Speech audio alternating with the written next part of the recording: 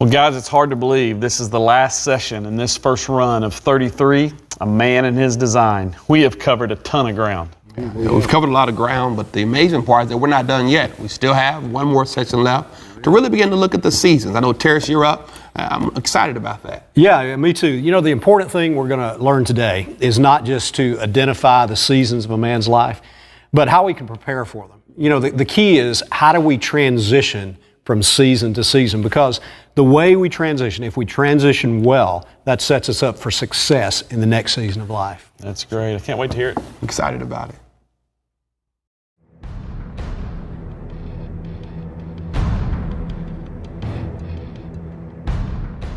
Well, guys, we've spent the last two sessions talking about the different faces of manhood.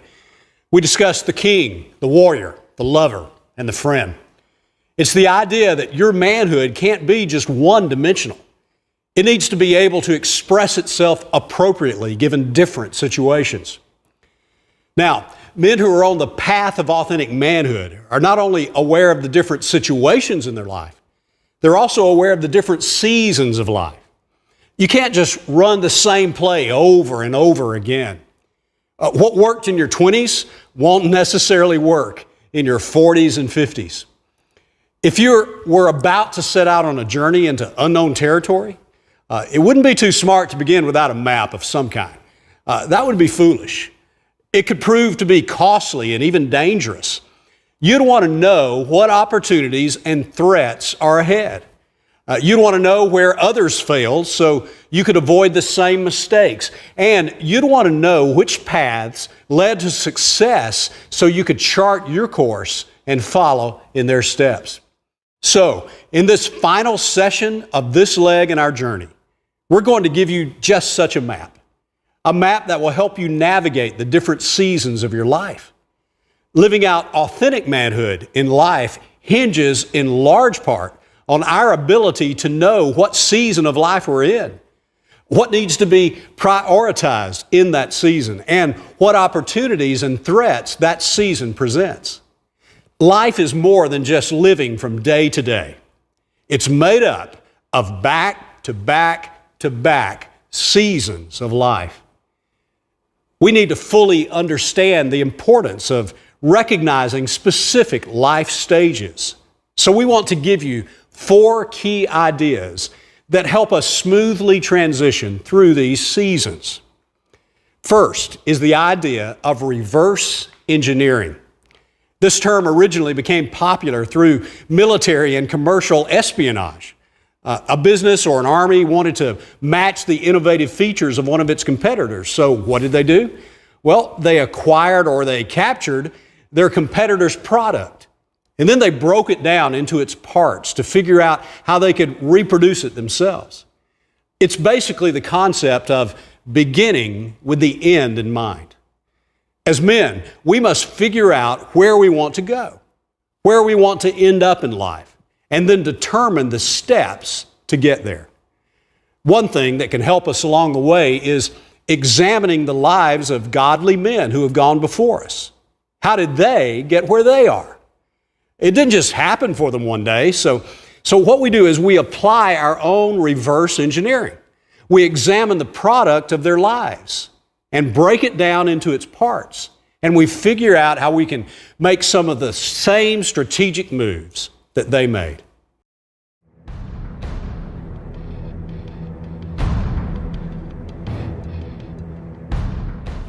Well, you know, for 27 years, I served on staff with Campus Crusade for Christ. I traveled and spoke and represented the organization. And, you know, about 7, 8 years or so ago, I began to sense that God wanted me to shepherd and to pastor. And this right here, obviously, this is my bride, the joy of my life. And we've been married 40 years, and she's a sweetheart. These are our kids, Brian and Heather and Brendan and Holly. One of the things we did with our boys when they were 13 years old is that we brought other men into their lives because I realized that they needed more than what I could give them. They had to write out their goals for the year, had to write out what they were believing God to do in their lives, what they wanted to see accomplished. Because it's during that season in your life where what's been invested in you will sprout. It's pretty remarkable that both of our sons are preaching now, and all of our kids love Jesus, and God does things in spite of us, doesn't he? I think it's terribly important during the summer years of your life that you learn brokenness and you learn lessons in confession of failure. You begin to live by the intangibles of life. If you're not careful, you'll forget the long-range view. That what we do every single day is exponential. And you don't define yourself one-dimensionally. That's a huge mistake. Huge mistake.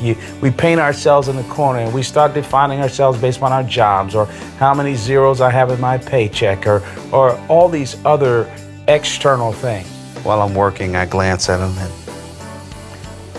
think about what's really important in life. Every other season, you gotta be living out the intangibles, because you're developing an account morally, your character, with your relationship, with your choices, that you're gonna have to start withdrawing. And I think it's in the fall, but particularly the winter, but in the fall you start withdrawing from that account. One of my prized possessions here, Milton was the son of a slave, my great-grandfather, Peter. He had this in the family Bible, and he wrote this in his own hand, and his father, Peter, was illiterate as a slave.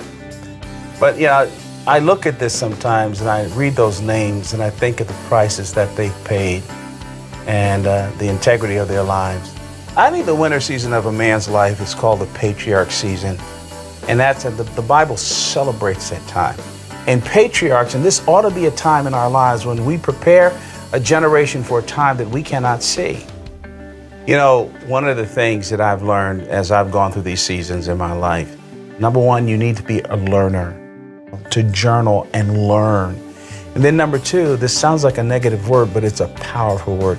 You need to be a repenter. As you go through each one of these phases in your life, you celebrate what God has done, the experiences that you have, and you learn from them so that you become better. And what ends up happening as you go from, say, springtime to summer to fall, and now you're facing the winter of your life, well, you've accumulated so much experience, and there's so much wealth of knowledge you can give.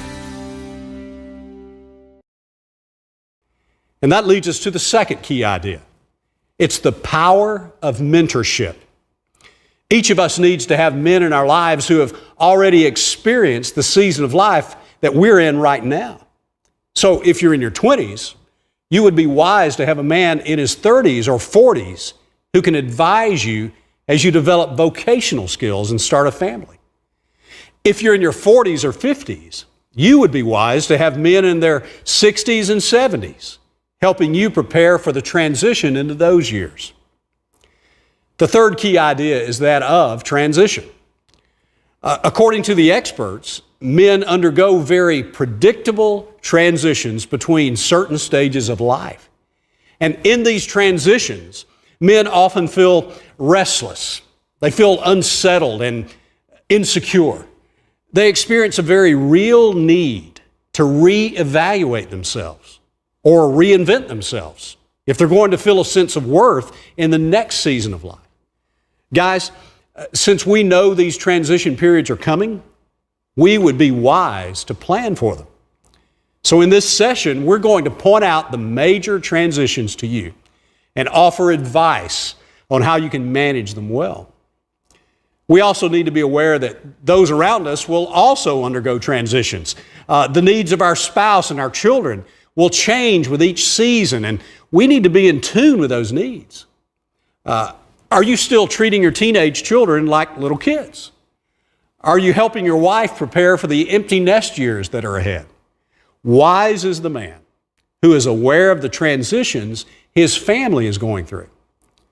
The final key idea is a principle that comes from the Bible. It's called the laws of the harvest. The laws of the harvest. These laws are a metaphor that's taken from the world of agriculture.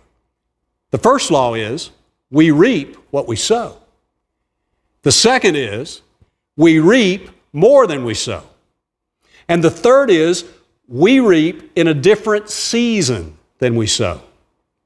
It's crucial for us to understand that the decisions we make today matter, not just for today. They also shape our future seasons. The harvest in the future seasons of our life is in a large way determined by the investments we make in the present. What we're sowing today will come back to us, and oftentimes in greater measure. In this session, we're going to map out the 4 seasons of life. And as we work through this map, it's important to know that this is a big picture process. Some of the issues that we'll discuss for each stage are generalizations. Every man's life experiences are unique, so we won't be creating an exact checklist for you to follow. Now, with these key principles in mind, let's get started. Let's lay out a map to help us navigate through the seasons of a man's life. Think of the first season of a man's life as spring. And it's all about him coming to terms with his identity. This is the childhood and adolescence stage. It should end somewhere between the ages of 18 and 22. It's in this season that a boy becomes a man, at least physically speaking. Whether he thinks or acts manly will depend on a number of factors. The key to this stage is transitioning into adulthood well. This is when he begins to make a break with the home he grew up in. He takes a job, or he goes to college, or he joins the military, or he assumes some new responsibility. But during this time of transition in his life, and this is critical, he must grow up. This is a season when life finally stares a man in the face, and he can no longer just live under the wing of his mom and his dad. To succeed, he must transition into manhood. The main questions he must begin to answer in this stage of life are, who am I? And who am I not? Will he be satisfied with being big or little, musical or mechanical, athletic or academic? Will he be satisfied with being introverted or extroverted, handsome or plain? He must wrestle with his identity, and coming to terms with both his talents and his limitations is essential. Accepting how God has made him will help set him up to succeed in the next stage of life. Now, again, think of this season as spring, when all of those things are beginning to emerge, and he's identifying who he is and who he is not. The next season of life is summer, a man's 20s and 30s. The 20s should be the first adult stage of a man's life. The first part of this summer season is about learning, and with it comes some very real threats or dangers.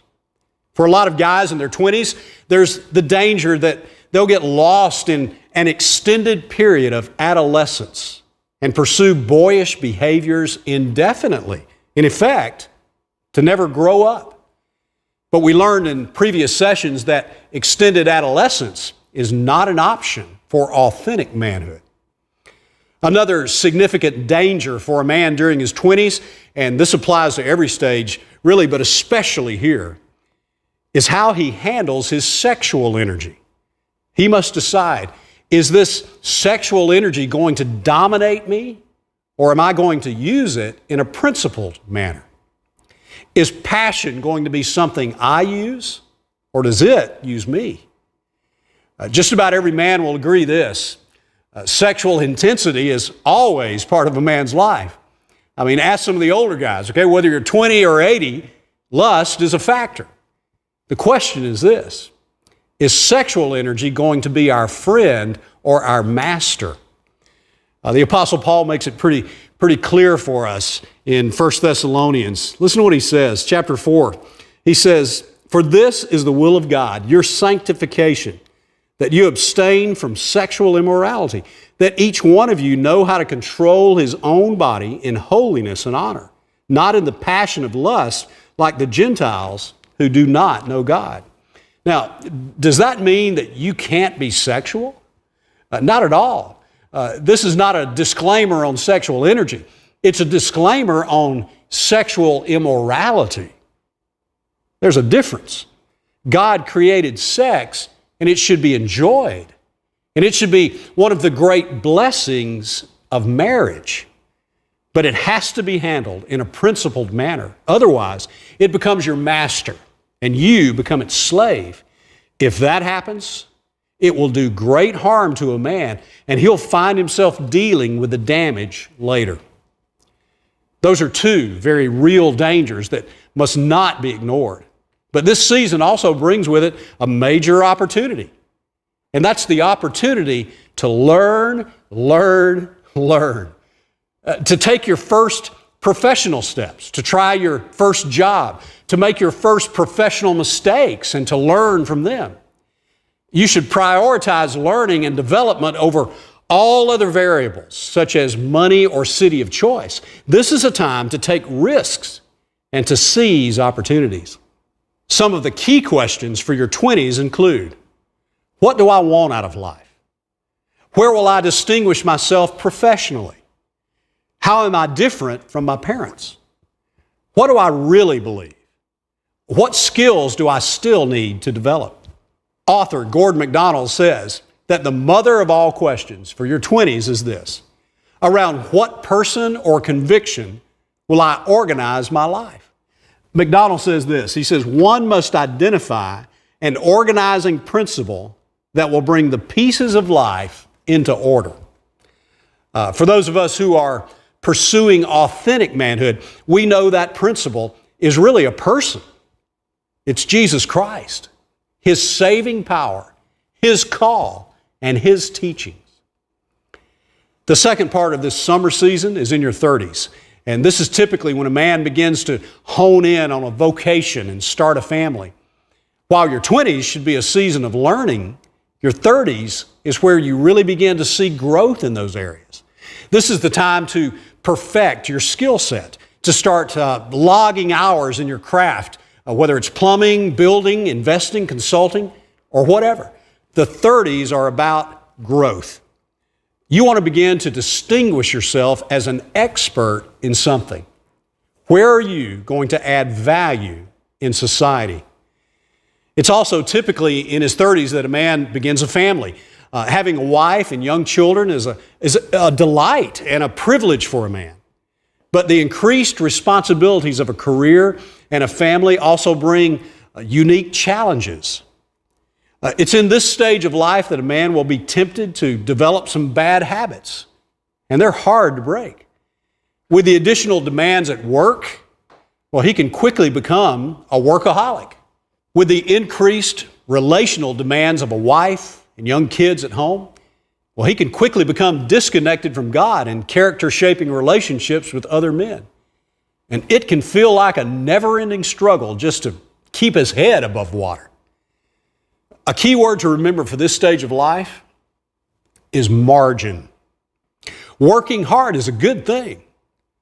So is spending time with your family. So is developing your relationship with God, and so is cultivating authentic friendships with other men. Now, can you feel the tension in that? In the middle of all those good pursuits, you must make it your goal to create margin so you can move gracefully in and out of those important areas. Without margin, do you know what's compromised? Relationships. You may have a lot of acquaintances, but no soul-level connections. And your family is just getting the leftovers. Satisfying authentic relationships requires time and vulnerability. Without margin, it's just not going to happen. As you navigate through this stage, it's important to remember that it won't last forever. The long nights with babies crying will eventually pass. Toddlers will grow up. Life will become more manageable. I run into young fathers in their 30s, and sometimes I can just see the weariness in their face. And I want to remind them to embrace this unique time when their kids are young, because it won't last forever, and they'll have several decades on the back end of life when the kids are out of the house. There are two key questions for your 30s. How do I prioritize the demands made on my life? And have I allowed enough time for a spiritual life and authentic relationships outside of my family? The next season requires another transition. The first transition was from adolescence to manhood, which should take place somewhere between 18 and 22. This next important transition occurs between the ages of 40 and 45. This is where a man transitions out of the early adulthood of his 20s and 30s into the fall season of life. This is the season of influence from age 40 to age 60. There can be a great harvest in this season from the seeds a man has sown and cultivated in the spring and summer of his life. During this transition, a man typically evaluates his successes and his failures from the last 20 years. Has he achieved everything he wanted? Does he have dreams that remain unfulfilled? Can his mistakes be redeemed? Are his accomplishments really that fulfilling? If he doesn't come to terms with all these things, then the great harvest of his influence will suffer.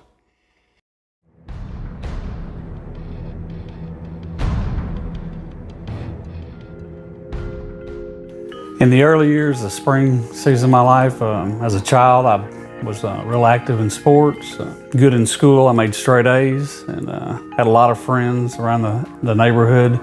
I grew up in a home where I was taught if I was responsible and did the right things that my life would be good. And met my first wife in college, and we were married, and I ended up with a really good job, a career in engineering, and pursued that till my early 30s. And I had money, I had a great job, I had a wonderful wife, I even had a daughter, but I knew that I didn't know the truth. And I'd seen a few people that I kind of looked toward and thought they know something that I don't know. As I got into the summer season of my life, I knew there was something wrong. I knew something needed to change. I knew my wife wasn't happy. I didn't know how to be a father. Although I was doing great, as most people would think as a father, I knew that I couldn't tell my daughter the truth. I didn't understand life, and I began searching at that time.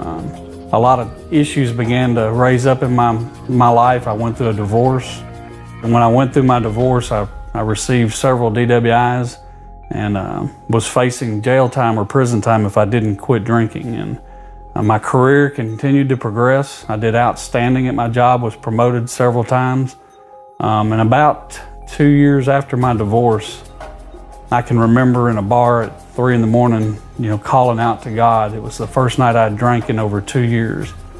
And I said, God, if you're really there, I give you my life. It was about 2 hours later that I ended up driving my car. And it was the first night I said I had drank. I was arrested for my 4th DUI and ended up being sentenced to prison. During that last year waiting to go to prison, I fell into a major drug addiction. During that time, I lost everything that I had. I lost my home, my life savings. Because of the drugs, I was court ordered not to have any contact with my daughter without direct supervision. And then it was at prison where a lot of things began to change for the good. And I was put in a cell with a guy whose nickname in prison was Preacher Man. He began to pray with me. He gave me a Bible and started asking me to read it. And I can remember that he told me that faith comes by hearing the Word of God. And that he told me just read the Bible. Within 2 months, God completely changed my life. He became very real to me. I now knew God deeply. And my relationship began immediately being restored with my daughter, with my family, with my parents. And when I left prison 10 months later, the first thing that I got to do was see my daughter again. But that was kind of the summer and into the fall of my life. I can remember leaving prison and my heart was back at the prison. I knew so many men there needed to hear the message of hope. At the root of it was not knowing God personally, and so many men don't know that message. The one thing I'd like to share with men is no matter what their spring life and summer of their life was like, that the fall and winter toward the end of their life can be magnificent with God. With Him, it's been unbelievable. I've spent 10 to 12 years following Him now, and it's been the best time of my life.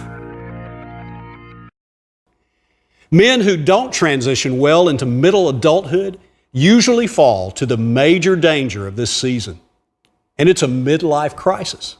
He feels restless, maybe because of unfulfilled dreams or regrets he believes can't be resolved. It typically plays itself out with guys turning to escapes to numb the pain or making futile attempts to relive their youthful years. They often develop a preoccupation with recreational gadgets or alcohol, gambling, internet pornography, or possibly even an extramarital affair. The great opportunity in this season of life can be summed up in one word: influence. Influence. It's in this season that a man can be more powerful and productive than he has ever been before.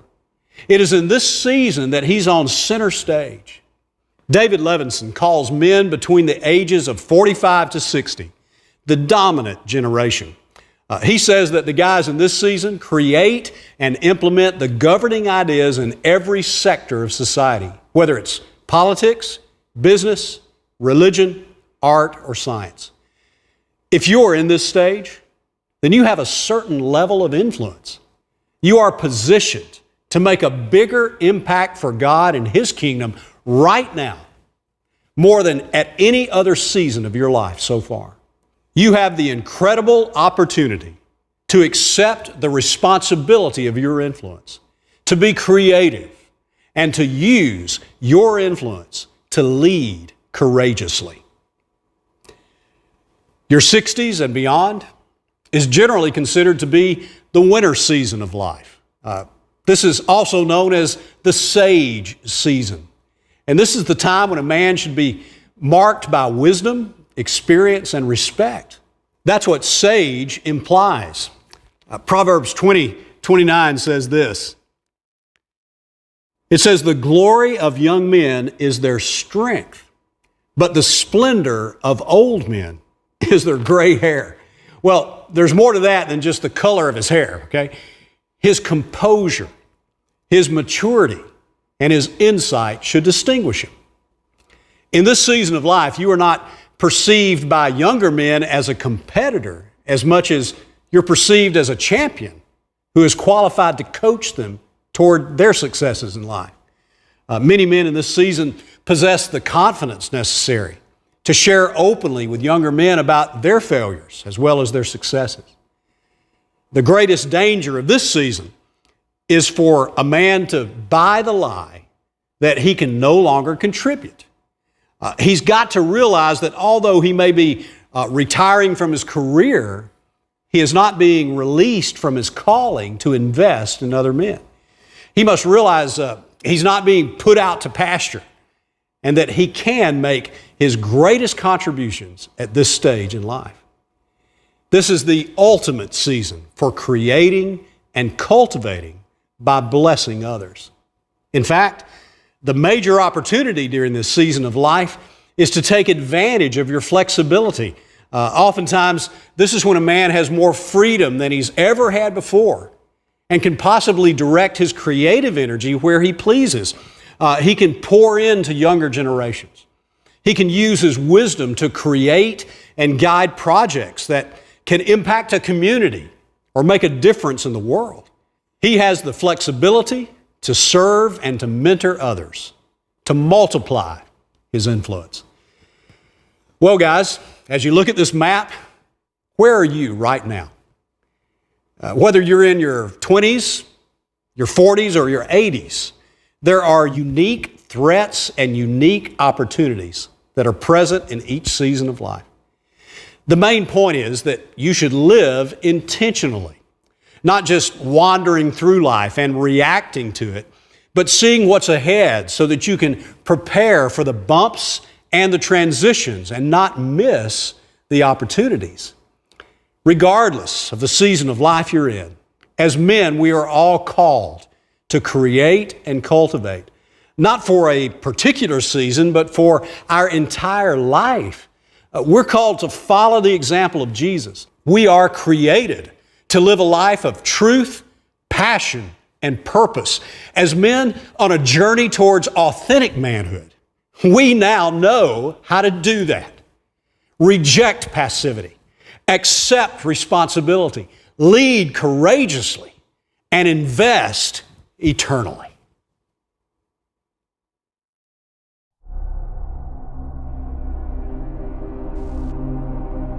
Time out from the game. In other words, stop playing. Because playing around and playing to win's not the same thing. You can keep playing that game, that's until the weather change. Nobody likes to lose, but they live like they're the same. Spinning wheels like treadmills, going nowhere fast. No plan to be a man, just letting the time pass. Passive, taking whatever's handed to you. Like forbidden fruit after God gave commandments to you. They say opposites attract like shorts in the winter. Never satisfied, longing for June and December. The spring comes in and then it leaves just the same. Those I meet in autumn look at the summer with shame. They see the seasons change but never can maintain. Trying to reverse the time instead of adjusting aim. Reverse engineer it. Try to ride before you steer it. And learn to live with the end in mind, like a period. Find someone who's been there, a mentor who's did it. So you can transition well into what he's intended. Next, what we see is the law of the harvest. Reap, sow, and whatever you do now will affect you till you've departed. Now I heard the world's a stage, a beautiful landscape. A stage in stages, and man's race to man's fate is seen in seasons like sage is. And when I saw this landscape, it looked like leaves falling from trees, until my eyes were opened by him to everything I should see. Step back from day to day to see from year to year. Let far-sighted blurs begin to become clear.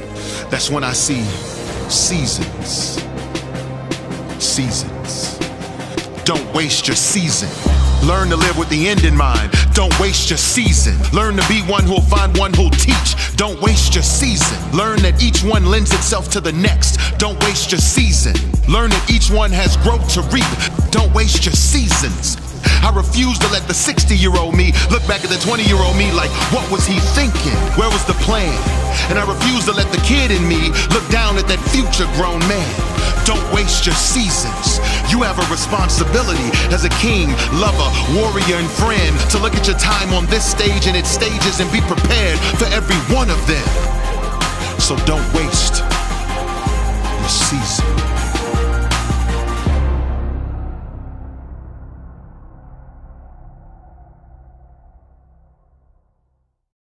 Seasons. It's been quite a journey. Hard to believe that this is session 6 of this first segment. And I've enjoyed it. The seasons kind of gave you a full spectrum of a man's life. But it spoke to us in different ways. I mean, I'm in my 30s, and you're in your 40s, and you're just old. And so, I mean, you know, wait a minute, it's just amazing. Hey, where were you when you were teaching that friend and lover face? You know, did you not get that? I just mean you have a lot of wisdom. You've been around a long time. Yeah. Hey, listen, I still carry a sword, and I'll show you what the warrior looks like if you're not careful. But you know, you are right. I mean, I'm in the fall season of life, the tail end of it.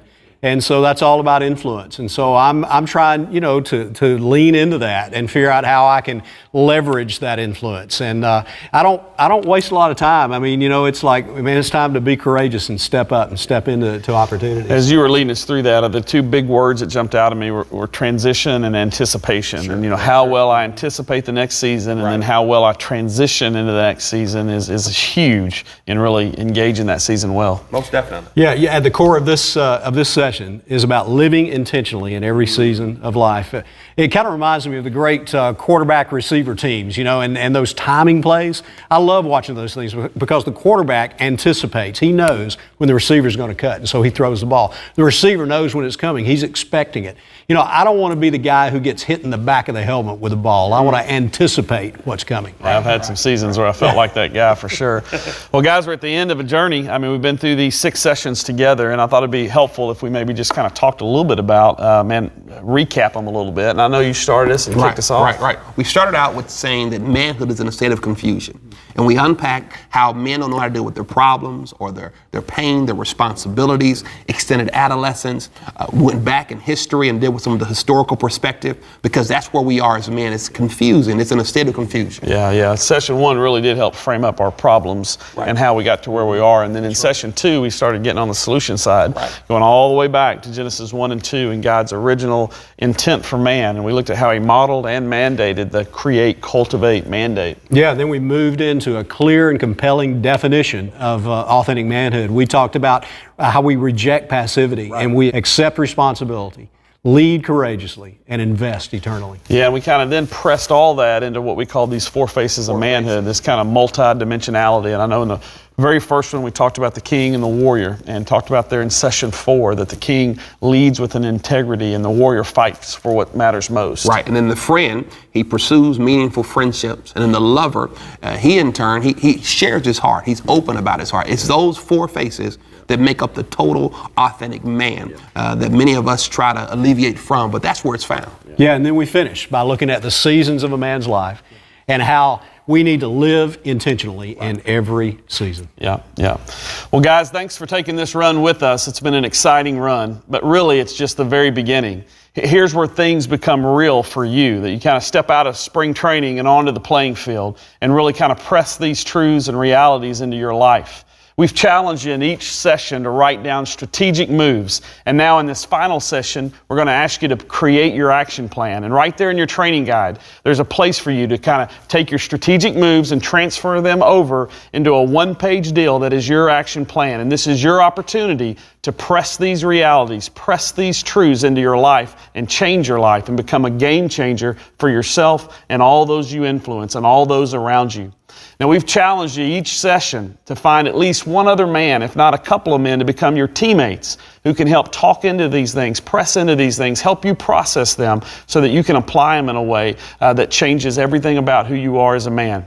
Now, this is just the tip of the iceberg. There are a ton of other resources, a ton of other sessions here in this 33 series and at our Authentic Manhood website where you can go and find out things about your relationship with your dad, your relationship with your mom. We press into issues like at home and at work and what it means to be a man in all those arenas. And so we really want to challenge you to continue on in this 33 series with us and continue on this journey into authentic manhood.